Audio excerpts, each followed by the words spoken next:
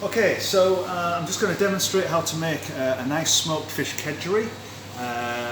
Obviously, fish is usually eaten on Good Friday for Easter time, so we thought instead of the usual battered fish, it's a good healthier option.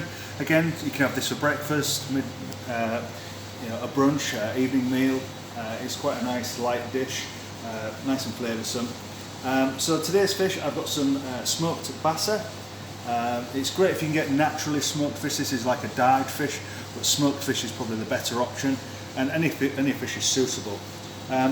So I'm going to roast my fish in a moment, but at the minute I'm just going to get on with the actual kedgeree start bit of it. So in my kedgeree, I'm going to put some butter, some diced onion.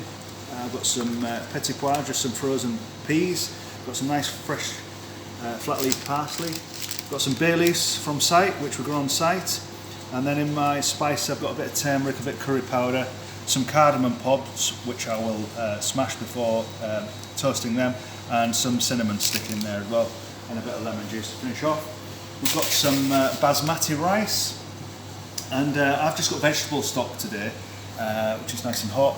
But I would you could usually use fish stock or maybe a chicken stock.